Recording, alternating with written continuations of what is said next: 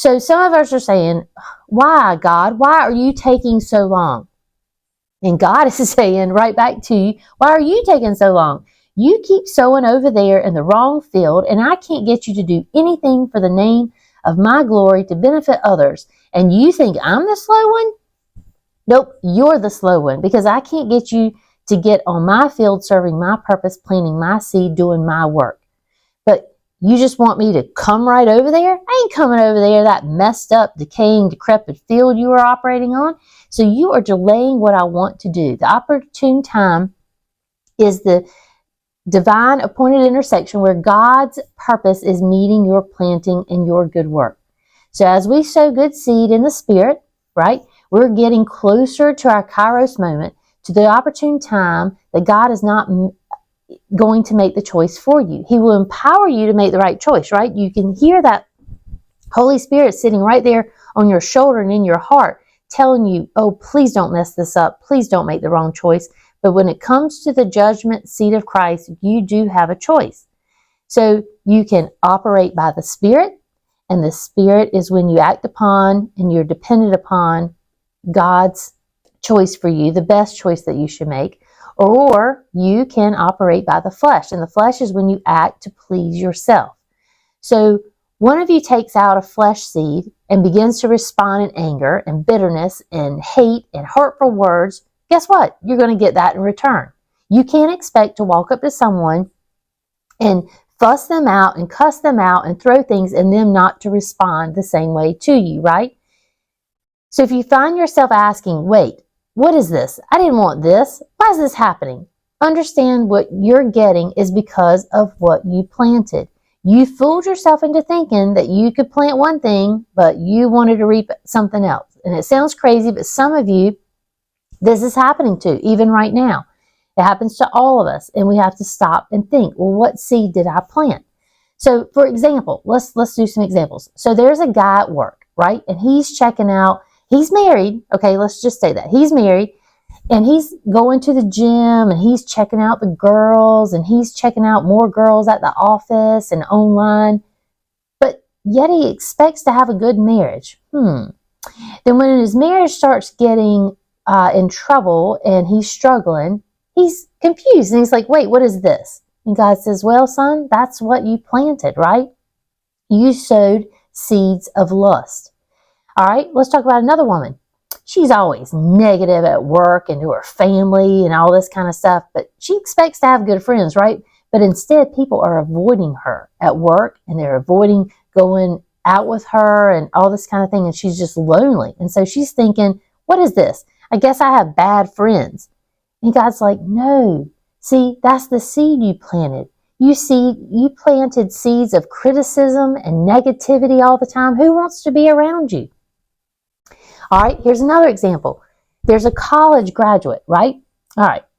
They are excited about their job, but they're more excited about this promotion that they are expecting to get that's coming up. But someone else at work gets that promotion that they thought that they were going to get. And they're like, wait a minute. What is this? My boss is so unfair. And God's like, no.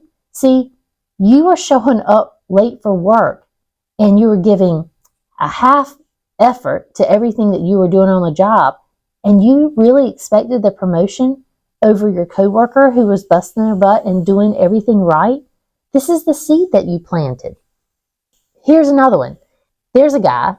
He doesn't exercise at all, right?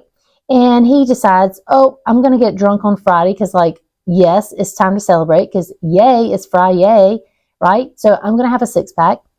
Then another day on Saturday, he's like, well, it is the weekend. It's halfway the weekend, so I'm going to celebrate. I'm going to get drunk again.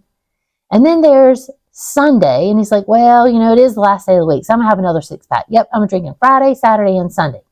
But he ends up 35 pounds overweight, and he's in his 40s, and now he's got cirrhosis of the liver, and he's in his 50s. And he's like, wait, what is this? Life is so unfair. God must be punishing me for something I did when I was a kid.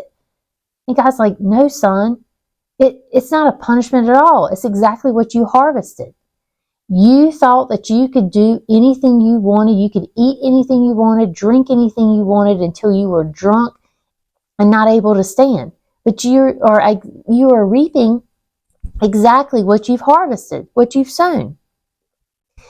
And when people mess up their marriages and friendships or careers, they're so quick to get upset and they blame God. And they go, and God goes, you know what? I didn't do this to you. This is exactly what you sowed. I gave you the boundaries to life. I told you what was the best choices to make, and you chose to sow to the flesh. And then you know what? We say, I'm just going to do what my flesh wants. God's not going to stop me. Guess what? He's not. He's just going to simply eliminate all the choices that you could have made and allow you to make the bad ones. He's going to leave those in play, and then he's going to let you reap exactly what you sowed and harvested. And guess what? God is he's not going to stop you. He's going to let you choose whatever it is, because remember, he gave us that choice. And if you sit there and do all these bad things and it turns out wrong and not the way that you were thinking it was going to turn out, because hello, that's exactly what you reap. I mean, that's what you get, right? And see, so here's how it works, guys. Some of us sow 2 great seeds of love, right? And then we sow 3 seeds of patience. And wow, that's miraculous. But yet we turn around and in that 7 days, we sow 45 seeds of anger and vengeance. And if we don't keep sowing the right seed, it's like after it doesn't work after the first time, or just not receiving it, so you think somehow the law changed. No, it says, if you sow to the flesh, you will reap from the flesh of corruption. And it says, always if you sow to the Spirit and keep sowing to the Spirit will reap of good things of the Spirit. So here's the problem. Sometimes you gotta wait. Don't just judge each day by the harvest you reap, but by the seeds that you plant. If you plant good habits, you'll get good outcomes. If you plant bad habits, don't expect good outcomes, right? You reap what you sow. So I'll say it again. You will reap what you plant. You will get out of it what you put into it. Your outcome will be determined by your inputs, and the result of your life will be based on the decisions you make, the habits that you stake, and the habits that you break. If you don't like what you're reaping, guess what? Change what you're sowing. If you don't like the harvest, change the seed.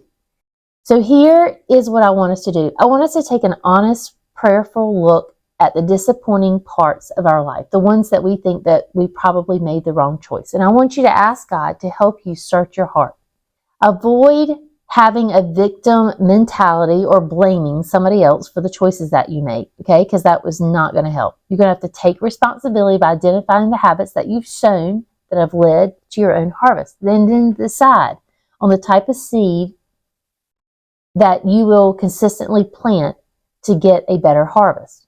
After all this is done, after we say a prayer and we close out, what I want to do over the next 7 days is I'm going to hand out these sheets, all right? And these are kindness, acts of kindness examples. They're not restricted to just what's on the sheet. There are so many acts of kindness that you can do. I would have taken forever to type those up.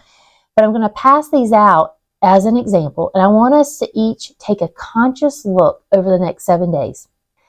But I want you to do a random act of kindness to someone that you know and to some people that you don't know. But I want you to be inspired by what you've done, and I want to be inspired by what you've done.